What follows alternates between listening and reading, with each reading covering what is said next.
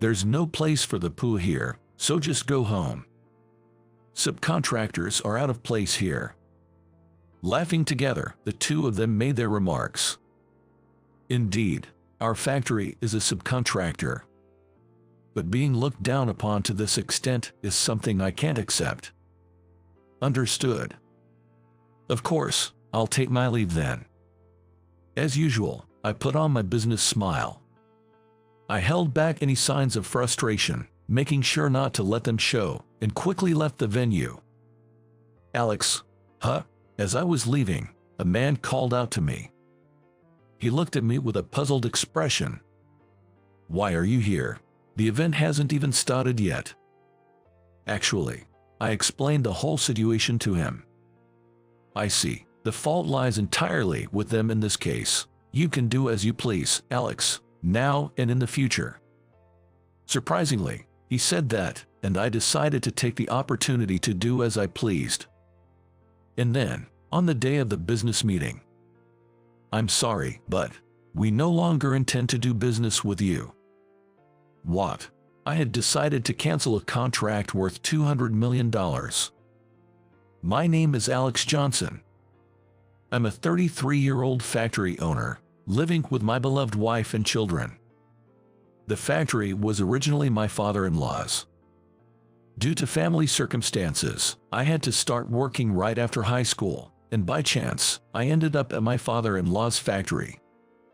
Eager to get accustomed to the work as quickly as possible, I worked very hard. "Are you the new guy everyone's talking about?" "I'm not sure what you mean by the new guy, but I am new here." "I've heard about you. It seems you've been doing quite well." There, I caught the eye of my father-in-law, who was visiting the factory. After that, he started to take me under his wing, teaching me the ropes. "Alex, you don't have a girlfriend, do you?" "No, I don't have one at the moment." "How about I introduce you to my daughter then?" And a few years later, he introduced me to Emily, who would become my wife. "Oh, you like that character too, Emily?" "Yes, I do. I never imagined you would like them too, Alex." Despite the age difference, we hit it off immediately. After about 3 years of dating, we got married. During those blissful times, my father-in-law fell. Fortunately, I was with him and was able to call an ambulance immediately, saving his life. I've had a chronic condition for a while. Well, I've seen my daughter in her wedding dress, and I've got a successor. Honestly, there's nothing left I wish for. He said that, but we couldn't accept it. We're not ready to say goodbye yet, and so, the family and the factory workers all came together to support him. As a result, my father-in-law managed to pull through and eventually got back on his feet to return to the factory.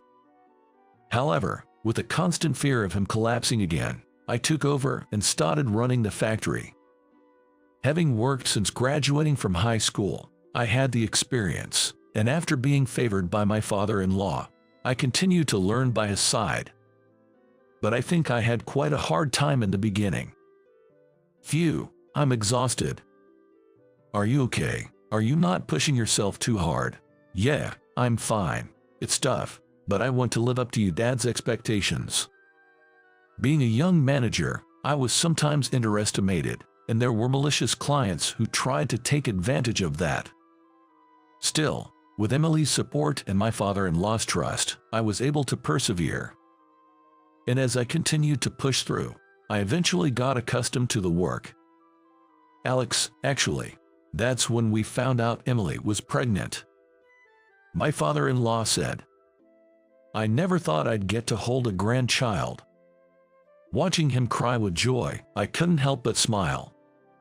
The birth of our precious daughter, June, gave me even more motivation to build up the factory. This also led me to find my own way of doing things, different from my father-in-law's approach. As a result of overcoming various challenges, I've managed to find happiness again. One day, I received news that the manager of a client company, our main contractor, had changed.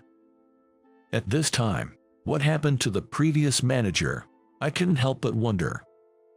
Ryan, the former manager, had a good relationship with our factory since he was in charge of our transactions. He was still in his 40s, and I hadn't heard of any illness, so retirement seemed unlikely. He was a very nice person, so I thought maybe he had been promoted, but it was an odd time for such a change. So, I contacted someone I knew at the client company. What? He was fired. Turns out, Ryan had been dismissed. Shaken, I asked for more details. Apparently, even they didn't know the reason. However, they were told by the new manager that it was because Ryan had caused significant losses. What's this new manager like? Shockingly, the new manager is said to be in his 20s. I wondered why someone so young was appointed, and it seems the president's daughter, Madison, is involved. Madison, the daughter of President Sullivan, is his only child. The president dotes on her, and her word is practically law. So, what do Madison have to do with the change in management?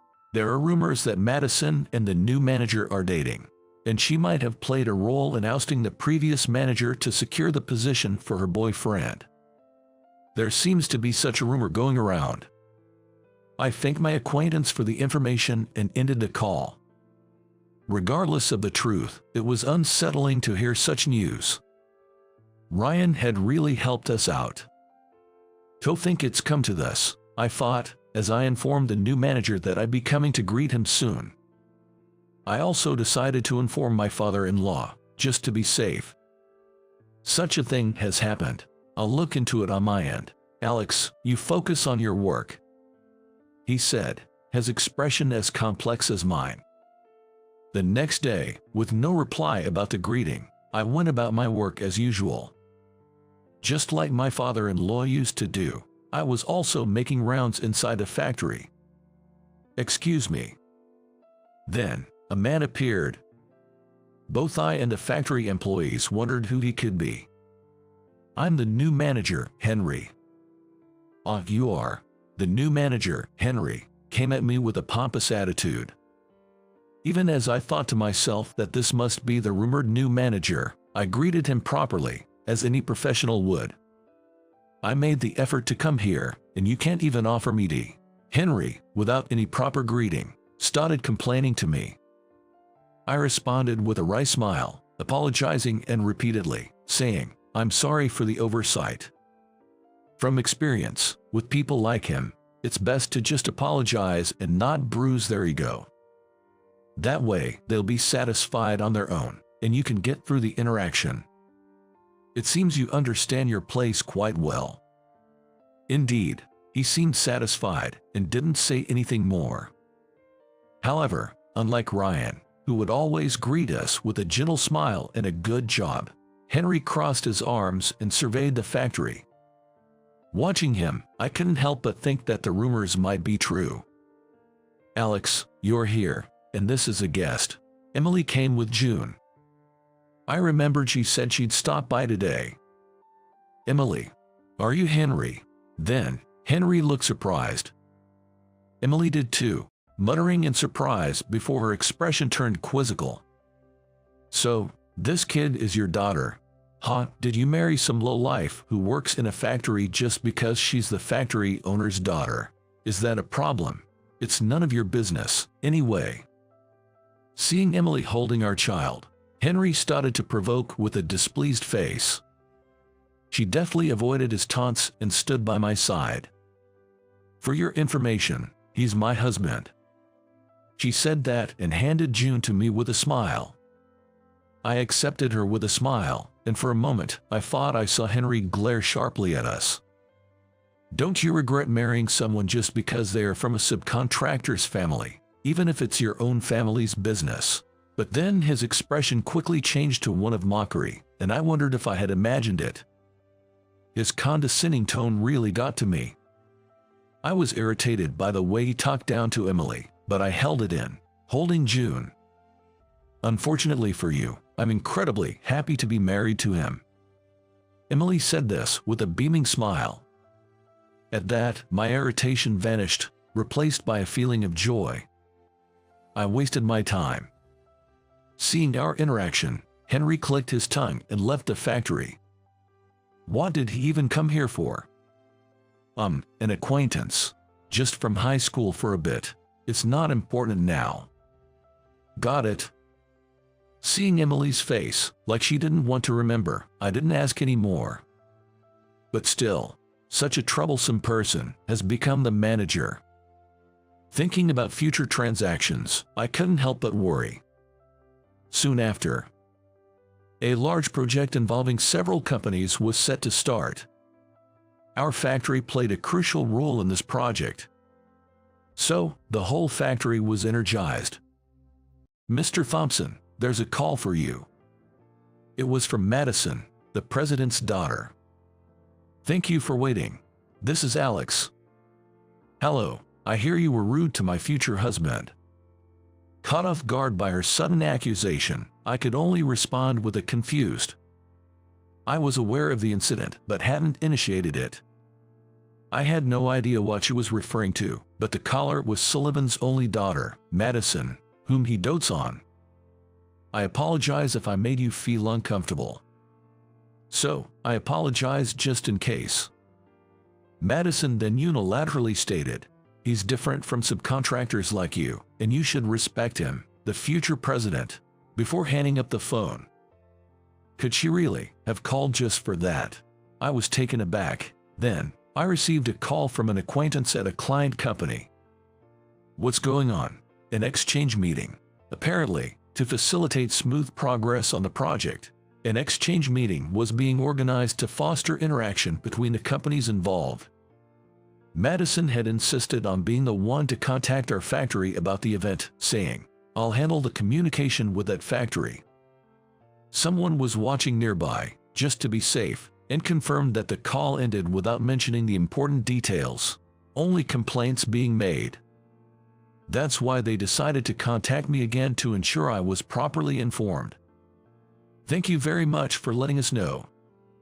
Not mentioning the main point, Madison seems to be quite troublesome.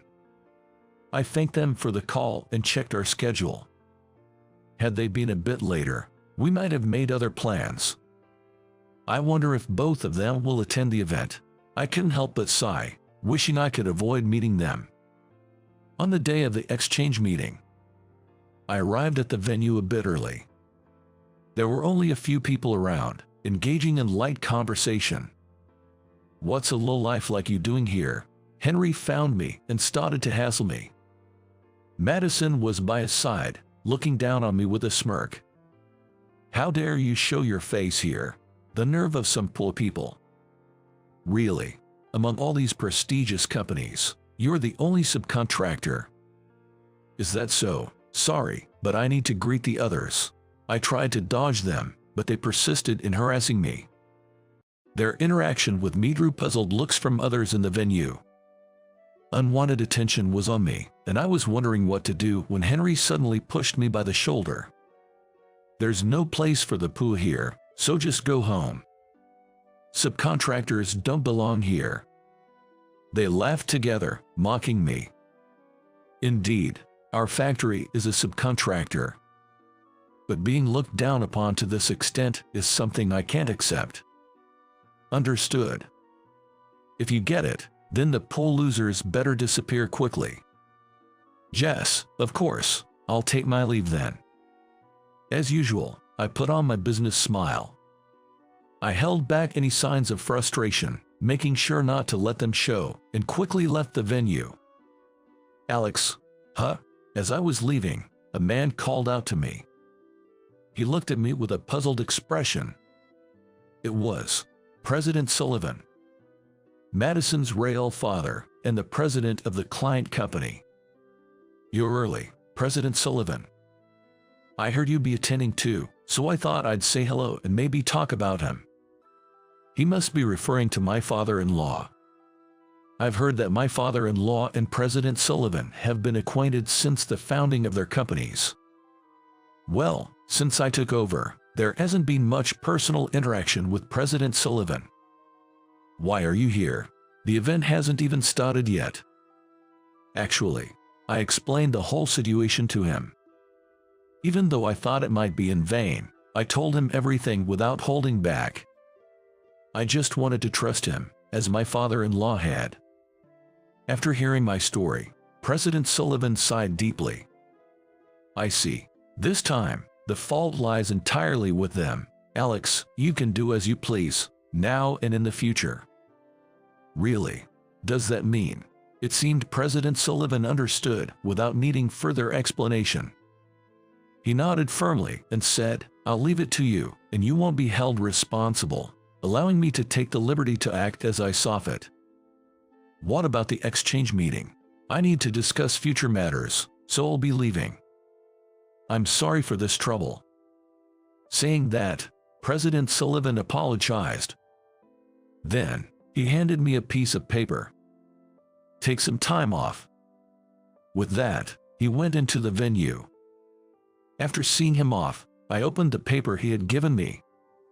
It had Ryan's name and phone number on it. Hello, it's been a while. This is Alex. I called right away, and Ryan, a bit surprised, listened to me. After discussing various matters and what to do next, I made a decision.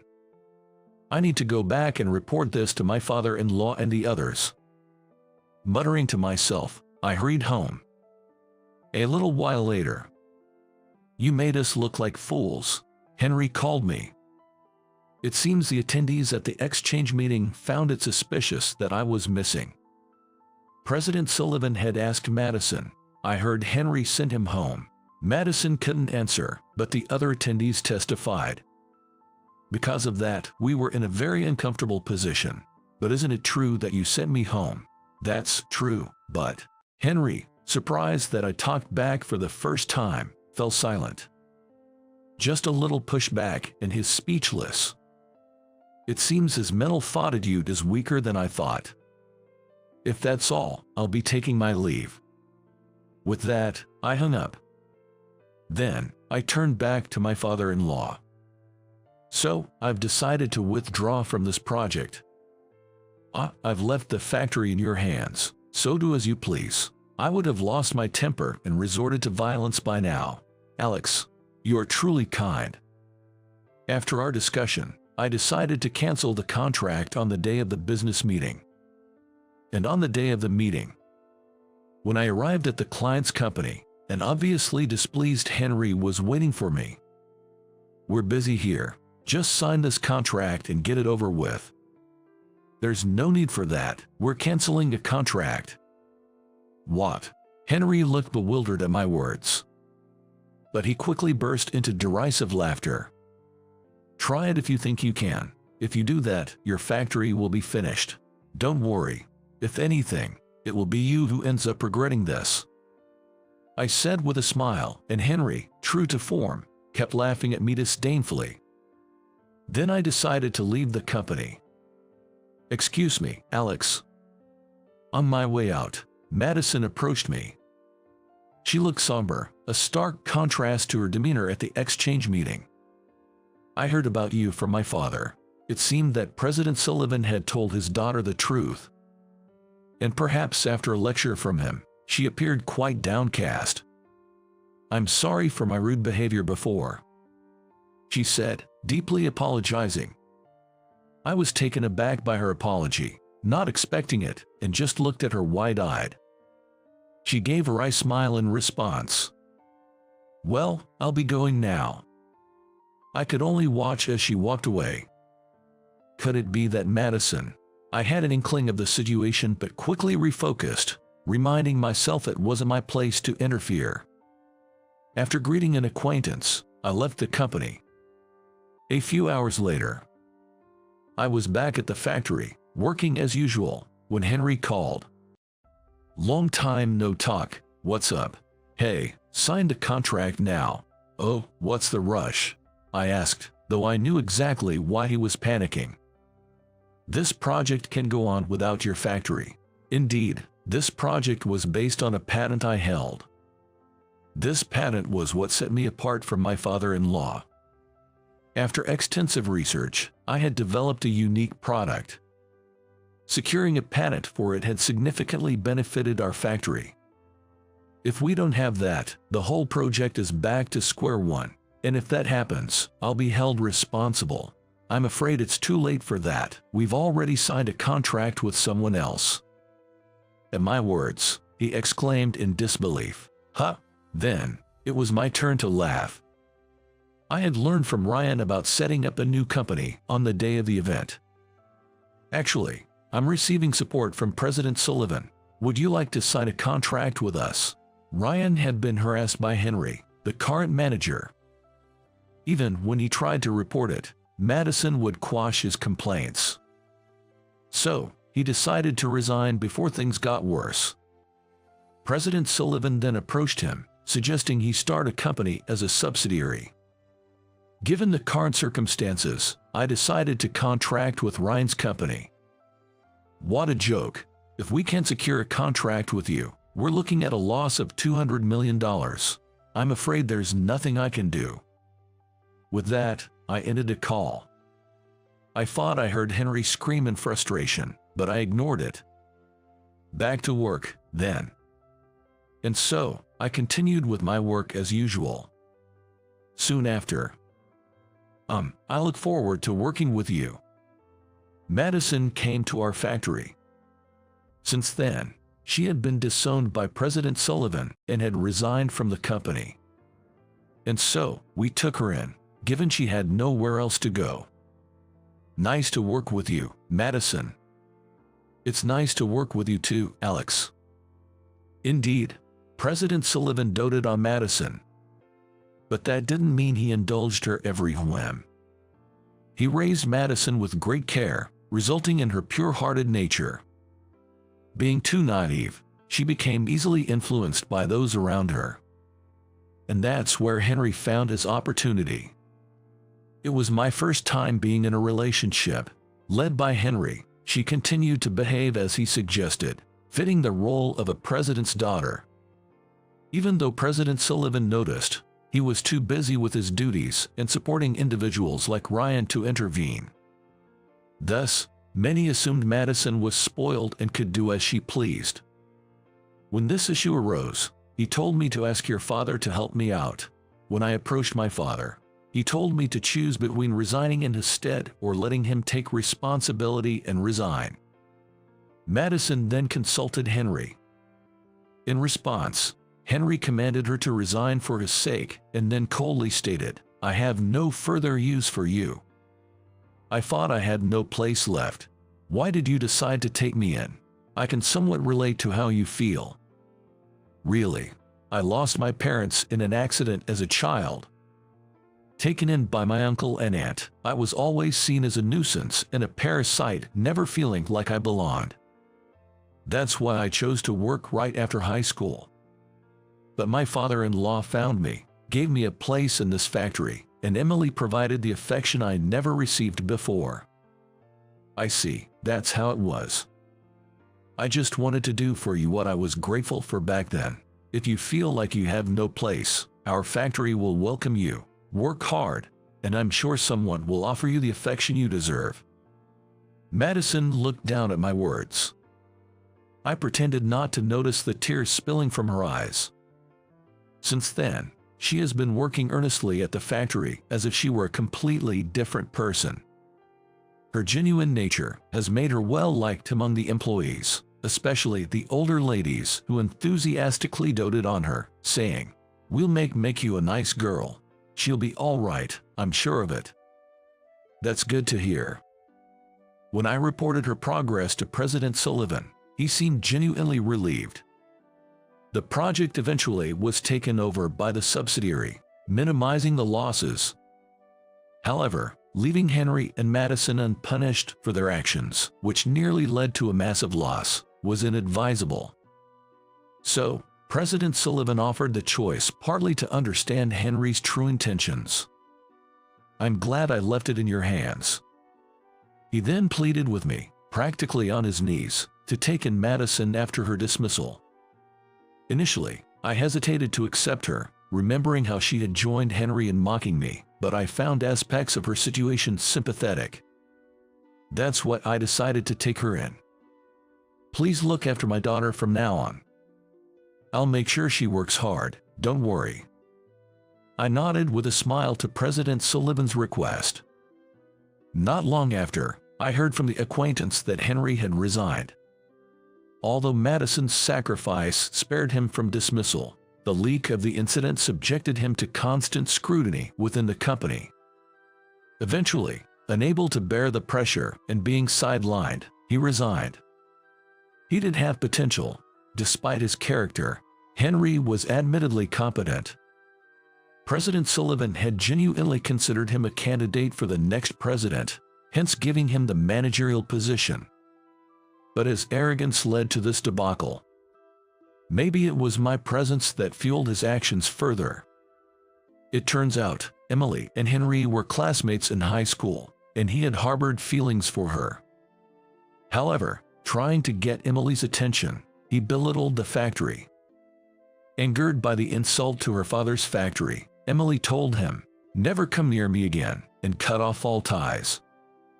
Later, as adults, he discovered his company was doing business with our factory.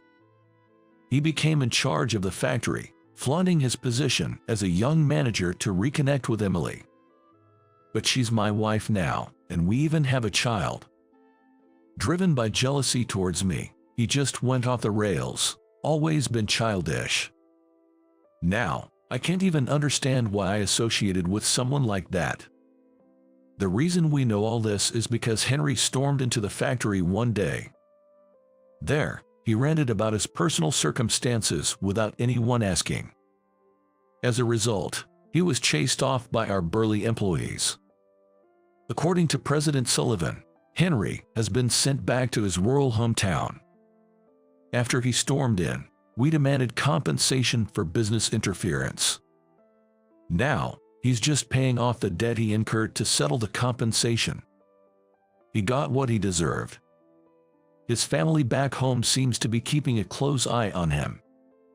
This ensures Madison and I can focus on our work, and Emily can devote herself to parenting. "Hey, Emily, can I feed June?" "Sure, go ahead." Yes, Madison has grown quite fond of Emily and actively takes care of June. Apparently, she always longed for a sibling, being an only child. Seeing her now, radiant with joy, I'm reassured that my decision to take her in was right. Overcoming this hurdle, I continue to work hard as usual. "Madison, you've really gotten the hang of things lately." All thanks to everyone here, Madison has adapted well to the job, becoming an invaluable part of our team. Someone was quietly observing her efforts. In his eyes, there was a depth of affection Henry never had, suggesting that happier days for her were not far off. Time for me to step up my game, too. I have a precious family to protect. For their sake, and for our cherished factory, I'll keep pushing forward, believing that, together, we can overcome any challenge that may arise.